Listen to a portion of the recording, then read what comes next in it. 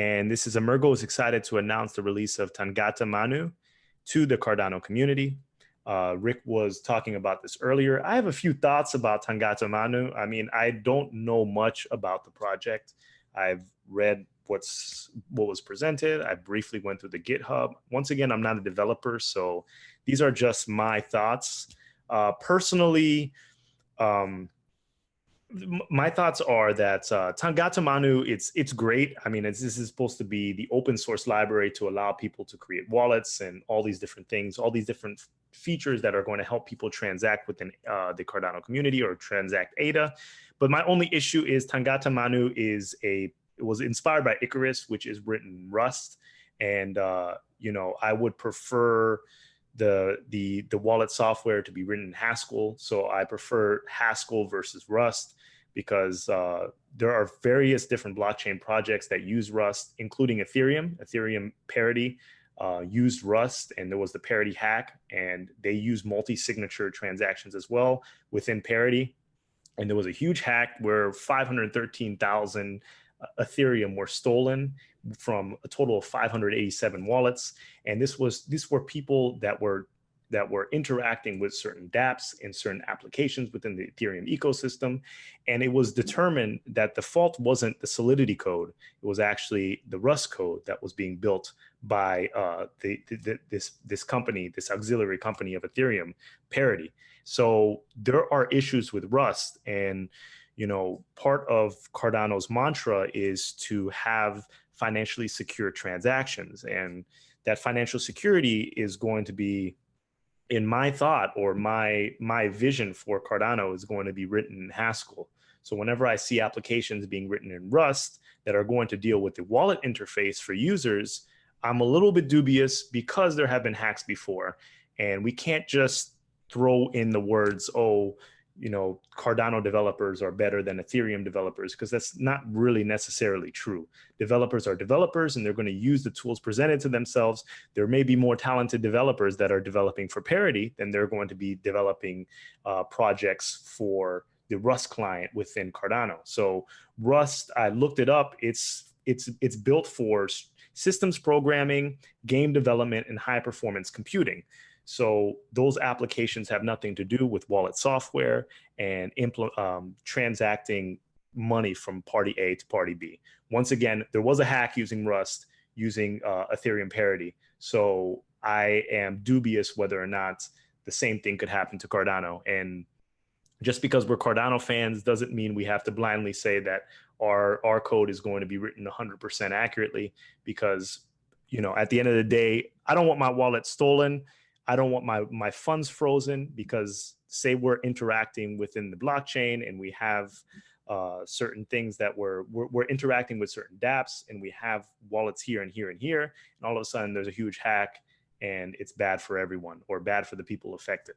So once again, yeah, those are my thoughts. And I could be completely wrong. I could be missing the boat completely. And once again, I'm not approaching this from a developer perspective. I'm just approaching it from a research perspective. And yeah, so sorry about that rant, Rick. I'll pass it back over to you. That's okay, man. You can bet on football teams without playing football, right? Yes. So you don't have to be a developer to say, hey, I think this one's a better angle, because we've known, based on the researchers we talked to on this program, on the Cardano Effect, that Plutus and Haskell is more easily verified. So maybe there's a business out there to be created. Someone could create a business on verifying the smart contracts and checking them for holes, because there's currently another major cryptocurrency up in the top 20 region that is, they have a casino under attack where someone figured out a problem with the code, and someone keeps attacking that casino and winning. They found what the hole is. We don't know what it is, but it happens. Yes. I don't want to see that happen on Cardano. In my opinion, it causes a loss of credibility of the blockchain.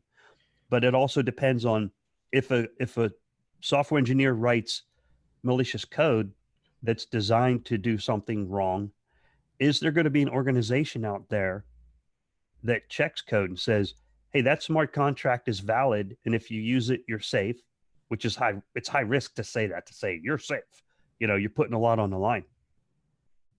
or say, hey, this smart contract is malicious. I don't know if it's possible to do that, but I don't see why not. You know what I mean? Yes. Rick, Like, sorry, go ahead. no, I was going to say, like, if someone makes an online betting game and they put the odds, they say the odds are 50-1, when in reality they're 100-1. Me as the average guy, I'm not a programmer.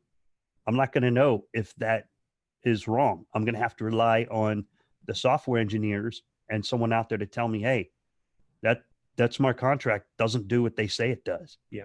You know what I mean? Like, I'm relying Yes. on the Saturn network. Saturn network's pretty cool and open. I mean, they know what that code does, but you don't know if a casino in the background, you know what's running in the background. Exactly. And I'd like to add to that IOHK and Emurgo, we trust their teams, we trust their processes, but if they're developing open source software that's going to allow third parties to create wallet software using the software that they put out for the community, those can have an issue. And they may not even be malicious hackers, they just may have written it wrong. And there have been several issues with Rust implementations for wallets for different blockchains. And I think it's a little bit presumptuous for us to think that the same thing couldn't happen to us. We had the red test. We had pro level hackers yesterday on the Cardano Effect. And let me tell you, these people are serious. These people are serious. So like, I mean, they were showing us all the different things, all the different attacks that they do to test blockchains. And it's no joke. It's no joke. I mean, they're working, they're employed, they have contracts with government institutions, and their job is to I mean, they're white hat hackers and sometimes gray hat hackers, but at the same time their job are to just completely break systems. And when it deals with money, they're coming to steal. People are coming to steal. So we just have to be careful of that in the future. Yeah. Nolorian does a live hack too. He says, here's a connection, and he hacks it right there on the podcast. Yeah. It took him like a minute. I was like, oh my gosh. Yeah. I couldn't believe he did that. And then James told us a social engineering story that just blew my mind. And I'm like, holy cow, I could have fallen for that. Yeah. You won't believe what these hackers are doing, man. They're capable. I'm glad they're good guys. We have good guys on our podcast. These are the good guy hackers. We'll have a separate podcast where if we get a credible source who believes they can attack the Cardano protocol. Now, these hackers were attacking nodes. We want to get hackers who are willing to attack the Cardano protocol. We have no credible sources. There were two people. One of them was Zach, and the other one, who's that guy? Elliot. Not credible. I don't care if they wrote a white paper. I could write a white paper. I could copy and paste somebody else's. They're not credible, so we're not going to bring them on a podcast. No promo, no credit, right? You know what I mean, Philippe? Yeah.